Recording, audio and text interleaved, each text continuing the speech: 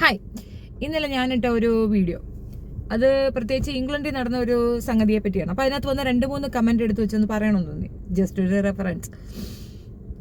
Actually ഒരു comment ഇതായിരുന്നു, അത് വേറെ എവിടെയോ നടന്ന എന്തോ വിഷയമാണ്. അപ്പം ഞാൻ അതിനകത്ത് വെരി ബിഗിനിങ്ങിൽ ഞാൻ പറഞ്ഞു, ഇംഗ്ലണ്ടിൽ ഇങ്ങനെ ഒരു സംഭവം നടക്കുക പ്രാക്ടിക്കലല്ല. സച്ചിൻ കേസ് അങ്ങനെ നടന്നിട്ടുണ്ടെങ്കിൽ തന്നെ അത് തീർത്തും അപലപനീയമാണ്.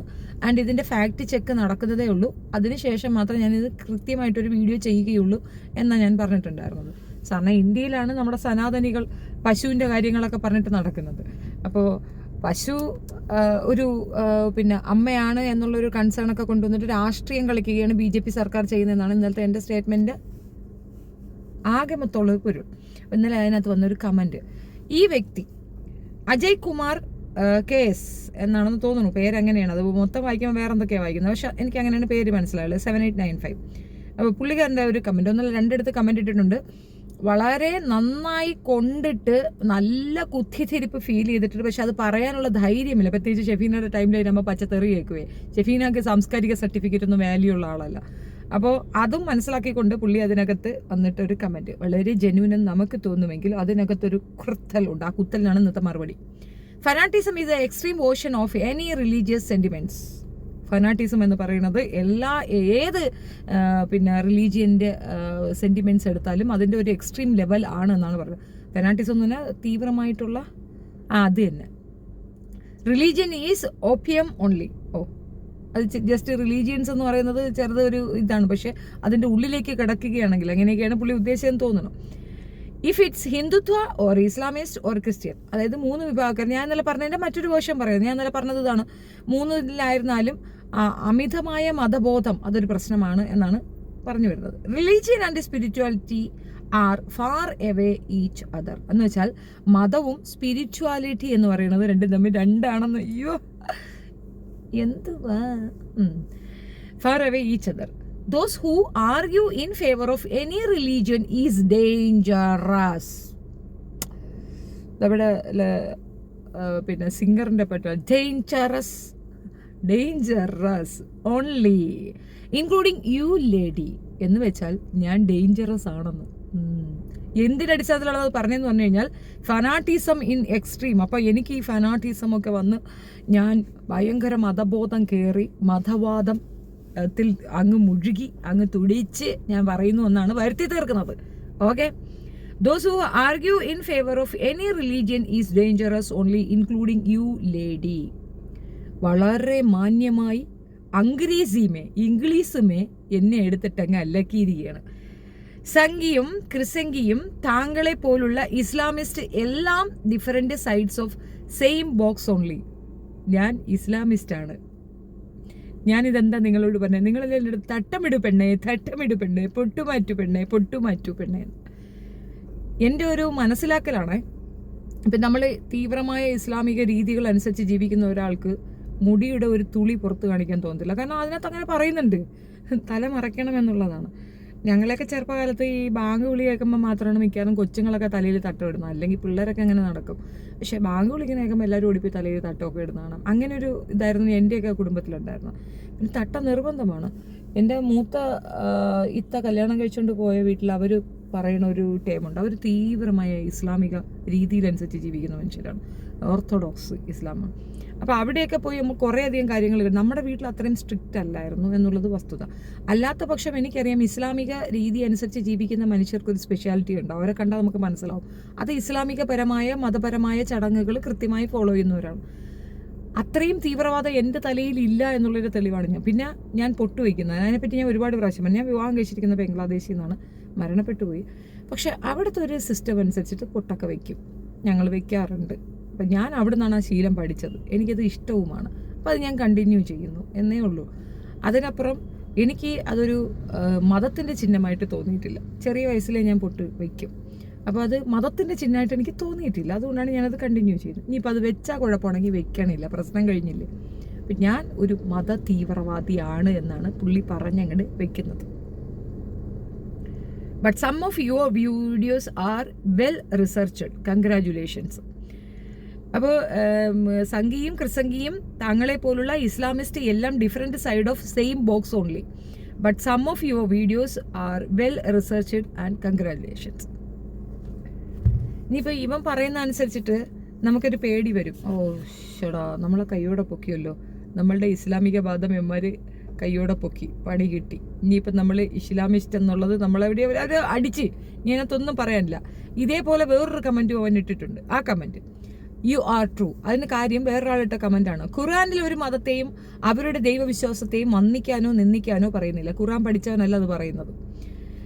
എന്നാൽ എല്ലാവരെയും ബഹുമാനിക്കാൻ പറഞ്ഞിട്ടുമുണ്ട്. ഓഹോ, നിങ്ങൾക്ക് ഖുർആനിൽ തെറ്റായ ധാരണയാണ് ഉള്ളത്. സംഘികൾ പറയുന്ന പോലെ ഏട്ടത്തി തെറ്റായ രൂപത്തിൽ ഖുർആനെ കാണരുതേ പ്ലീസ്. ഇത് യൂസുഫ് ഖാൻ എന്ന് പറഞ്ഞിട്ട് കൊണ്ടുവന്നിട്ടിരിക്കുന്നതാണ്. പക്ക സംഖ്യയാണെന്നുള്ളത് എനിക്ക് ഈ കമൻറ്റ് വായിച്ചപ്പോൾ തന്നെ കാര്യം പിടികിട്ടി. ഞാൻ കൂടുതലൊന്നും നമ്മൾ വിശദീകരണത്തിലേക്ക് പോകുന്നില്ല. അപ്പം അതിൻ്റെ താഴെയും മിസ്റ്റർ അജയ് കുമാർ KS വന്ന് കമൻറ്റ് ഇട്ടിട്ടുണ്ട്. പുള്ളിയുടെ കമൻറ്റ് എന്താണെന്നാണ്, യു ആർ ട്രൂ. ആര്?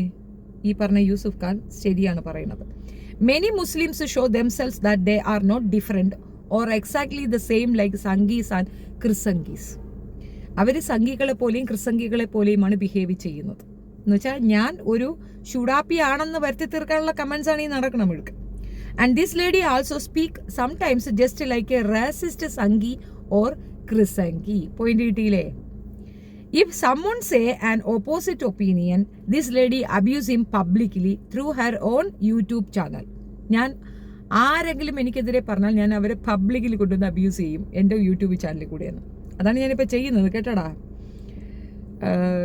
Channel at the same time some of her videos are well studied and well presented.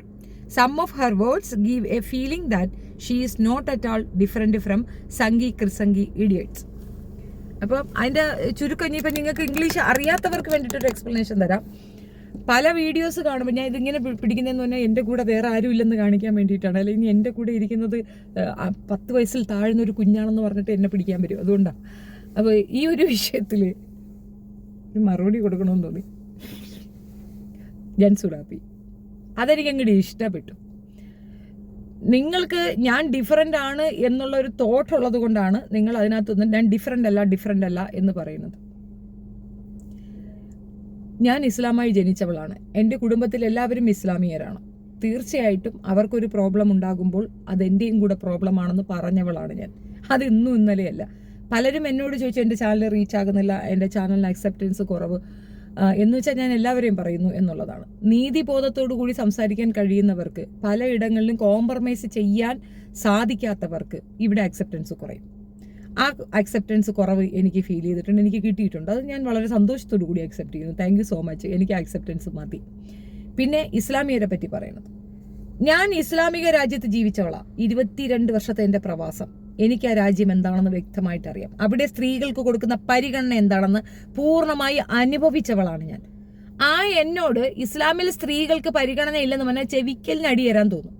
പക്ഷെ അതേസമയം ഒരുപാട് പെൺകുട്ടികൾ ഇസ്ലാമിലെ ഒരു കാര്യം കൊണ്ട്, അതായത് ഭർത്താവ് ഉപേക്ഷിച്ചു എന്നൊരു കാര്യം കൊണ്ട് ഒരുപാട് പീഡനങ്ങൾ അനുഭവിക്കുന്ന സഹോദരിമാരെ ഞാൻ അവിടെ കണ്ടിട്ടുണ്ട്. പ്രത്യേകിച്ച് സെക്സ് റിലേറ്റഡ് ആയിട്ടുള്ള തൊഴിലിൽ അങ്ങനെ ഒരു ഗതികേടിലേക്ക് അവരെ കൊണ്ടെത്തിക്കുന്നത് കുടുംബ സാഹചര്യമാണ്. അത്തരത്തിലുള്ളൊരു വൃത്തികേടിലേക്ക് അവരെ കൊണ്ട് എത്തിച്ചത് ഇതിനകത്തുള്ളൊരു ക്ലൗസാണ്, 4 കെട്ടാം എന്നുള്ളത്. അപ്പൊ അതിനെ തെറ്റിദ്ധരിപ്പിക്കുന്ന രീതിയിൽ വ്യാഖ്യാനിച്ചു കൊടുക്കുന്ന മതപണ്ഡിതന്മാർക്ക് അതിനകത്ത് വലിയ പങ്കുണ്ട്. ഈ കാര്യം മാത്രമാണ് എനിക്കൊരു ഒപ്പോസിഷൻ ഉള്ളത്. ഞാൻ ഏറ്റവും കൂടുതൽ എതിർത്തിട്ടുള്ളത് എൻ്റെ കുഞ്ഞിൻ്റെ സുന്നത്താണ്. കുഞ്ഞുങ്ങളുടെ സുന്നത്ത് എനിക്ക് തീർത്തും താല്പര്യമില്ല. അതെനിക്ക് മതത്തിൽ നിന്ന് വിട്ടുപിരിഞ്ഞ ചിന്ത കൊണ്ടോ അല്ലെങ്കിൽ മതഭ്രാന്ത് മാറിയത് കൊണ്ടോ ഒന്നുമല്ല. ഞാൻ മതഭ്രാന്തി തന്നെയാണ്. ആരാ പറഞ്ഞല്ല, ഞാൻ മതഭ്രാന്തി തന്നെയാണ്. അത് ഞാൻ പല വീഡിയോസിലും പലയിടങ്ങളിലും ഞാൻ പറഞ്ഞിട്ടുണ്ട്. എത്ര നമ്മളുടെ കയ്യിൽ യുക്തിവാദം കയറിയാലും, എത്ര തന്നെ ശാസ്ത്രബോധം വന്നാലും ഭക്ഷണം കഴിക്കുന്നതിന് മുമ്പ് ബിസ്മില്ല പറയും. അത് നമ്മൾ ശീലിച്ചതാ, നമ്മളെ പഠിപ്പിച്ചതാ. എൻ്റെ ഉമ്മച്ചിയുടെ ഉമ്മാടെ കരങ്ങളിൽ കിടന്നാണ് ഞാൻ വളർന്നിട്ടുള്ളത്. അവർ പഠിപ്പിച്ച കാര്യങ്ങൾ നമ്മൾ മറക്കുമോ? ഒരിക്കലുമില്ല. ഇപ്പോഴും നമുക്കൊരു അല്പം മനസമാധാനക്കേട് വന്നാൽ ഏതെങ്കിലും ഒരു ആയത്തോ സൂറോ ഒക്കെ എടുത്തു വെച്ച് വായിക്കും. മനപ്പാഠമാക്കിയ ഒരുപാടുണ്ട്, അതൊക്കെ വായിക്കും. അങ്ങനെയാണെങ്കിൽ എൻ്റെ ഉള്ളിൽ അത്യാവശ്യത്തിൽ കൂടുതൽ മതബോധം ഉണ്ടെന്നല്ലേ അർത്ഥം. എനിക്കിപ്പം നിങ്ങൾ മതം ഇല്ലാത്തവളെന്ന് പറഞ്ഞാലും മതബോധമുള്ളവളെന്ന് പറഞ്ഞാൽ, ഞാൻ സുഡാപ്പിയാണെന്ന് പറഞ്ഞാൽ എനിക്ക് പ്രത്യേകിച്ച് എങ്ങും ഒന്നും ഫീൽ ചെയ്യാറില്ല. അതിൻ്റെ റീസൺ എന്താണെന്നറിയാമോ? നിങ്ങൾ ഭയപ്പെടുത്താൻ ഉദ്ദേശിക്കുന്ന ഒരു ക്യാരക്ടറാണ് സുഡാപ്പി എന്നുള്ളത്. ഞാനത് അഭിമാനത്തോടു കൂടി പറയും, ഞാൻ സുഡാപ്പി തന്നെ. അപ്പം അതിനിപ്പോൾ എന്താണ്? നിങ്ങൾക്ക് സംഖ്യയാവാം, നിങ്ങൾക്ക് ക്രിസംഖ്യ ആവുമ്പോൾ എനിക്ക് സുഡാപ്പി ആയിക്കൂടെ? നിങ്ങൾക്ക് ഞങ്ങളുടെ മതത്തിനെ അവഹേളിക്കാമെങ്കിൽ നിങ്ങളെ മതത്തിനെ ഞങ്ങൾക്കും അവഹേളിക്കാമെന്ന് ഞാൻ കാണിച്ചു തന്നില്ലേ? അതങ്ങനെ പാടുള്ളൂ, അങ്ങനെ ചെയ്യാൻ പറ്റുള്ളൂ എന്നുള്ളതാണ്. ഏതൊക്കെ രീതിയിൽ തളർത്താമോ അതൊക്കെ രീതിയിൽ നിങ്ങൾ ശ്രമിക്കുന്നുണ്ടെന്ന് എനിക്ക് മനസ്സിലായിട്ടുണ്ട്. അപ്പം ഞാൻ വിചാരിച്ചൊരു കാര്യം എന്താണെന്ന് പറഞ്ഞു കഴിഞ്ഞാൽ അതെ അപ്പം അങ്ങനെ തന്നെയാണ്. ഇപ്പം റെസിസ്റ്റ് ചെയ്യാനും പ്രൊട്ടക്റ്റ് ചെയ്യാനൊന്നും ഞാൻ നിൽക്കുന്നില്ല.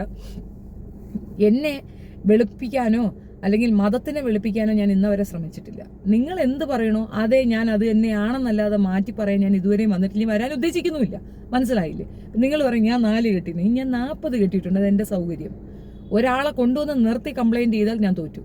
സുല്ല് എൻ്റെ എക്സ് ഹസ്ബൻഡിനെയോ അല്ലെങ്കിൽ മരണപ്പെട്ട എൻ്റെ ഭർത്താവിനെയോ കൊണ്ടുവന്ന് നിർത്തിയിട്ട് ഞാൻ ഫ്രോഡാണ് നിങ്ങൾ അവരെ കൊണ്ട് പറയിച്ചാൽ ഞാൻ സുല്ലിട്ട് ഞാൻ നിർത്തി. അല്ലാത്ത പക്ഷം വല്ലതൊക്കെ പറഞ്ഞു കഴിഞ്ഞാൽ എനിക്കൊരു പിണ്ണാക്കുമില്ല. രണ്ടാമത്തെ കാര്യം, ഞാൻ മതവാദിയാണെന്ന്.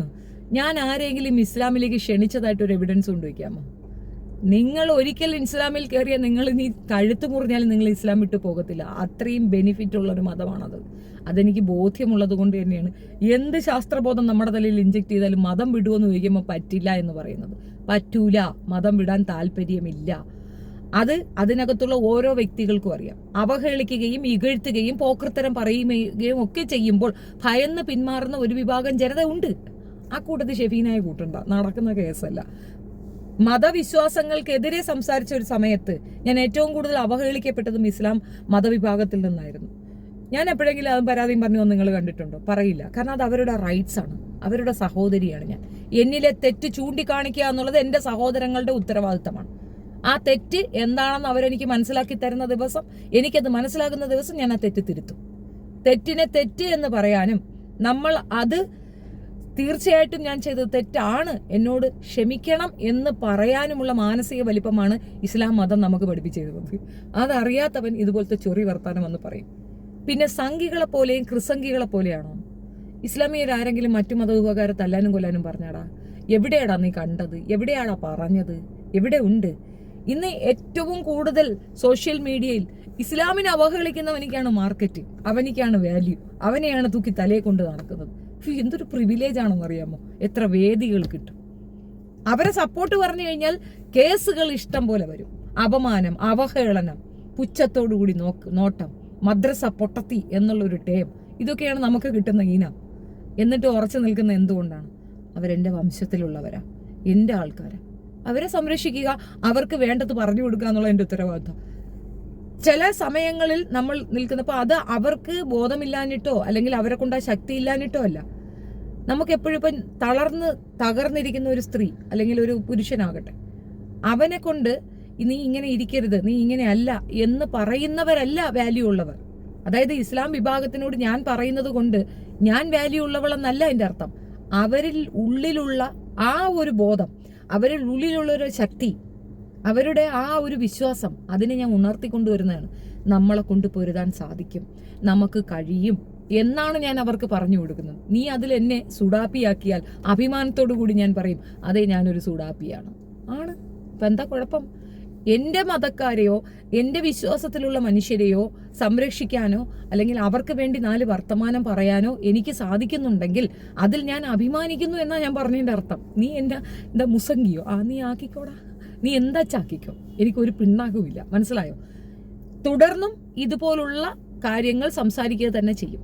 ഇത് പറയുന്നത് കൊണ്ട് സുഡാപ്പിയാക്കി കഴിഞ്ഞാൽ ഷെഫീന നിശബ്ദയാകും എന്നുള്ളൊരു തോന്നൽ നിനക്ക് വന്നിട്ടുണ്ടെങ്കിൽ അത് എന്താ പറയുക, സംഘി എന്നോ ക്രിസംഗി എന്നോ പറയുന്ന ആ ഒരു വൾഗർ ടേം സുഡാപ്പി എന്ന് കേൾക്കുമ്പോൾ ഇല്ല.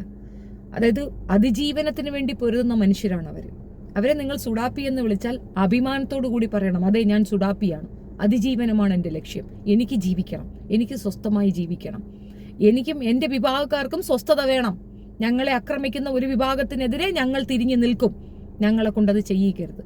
പഠനത്തിൽ മുൻപന്തിയിൽ നിൽക്കുന്ന, സമാധാനത്തിൽ മുൻപന്തിയിൽ നിൽക്കുന്ന, സാഹോദര്യത്തിൽ മുൻപന്തിയിൽ നിൽക്കുന്ന, ഐക്യത്തിൽ മുൻപന്തിയിൽ നിൽക്കുന്ന ഈ മനുഷ്യർക്ക് അത്യാവശ്യം ഇതേപോലൊരു വൈരാഗ്യ ബുദ്ധിയും കൂടെ വന്നു കഴിഞ്ഞാൽ ഇവിടെ എന്ത് സംഭവിക്കുമെന്ന് തെളിയിച്ചതാണ് 1947. അല്ല എന്ന് പറഞ്ഞുകൊണ്ട് പല ക്രിസംഗികളും സംഘികളും വന്ന് വിളമ്പി അങ്ങ് വെക്കുന്നുണ്ട്. ഞാൻ കാണുന്നുണ്ടത്. മറുപടിയുണ്ട്. 2-3 ദിവസത്തെ പകപ്പ്, അതിൻ്റെ ആഫ്റ്റർ എഫക്റ്റ് ആണ് ഒരു മൗനം. അതിനുശേഷമുള്ള ഇതും കൊണ്ട് തിരിച്ചിറങ്ങുക തന്നെ ചെയ്യും സ്വാഭാവികമായിട്ടും. പറയേണ്ട സമയത്ത് പറയുക എന്നുള്ളത് എൻ്റെ ഉത്തരവാദിത്തം.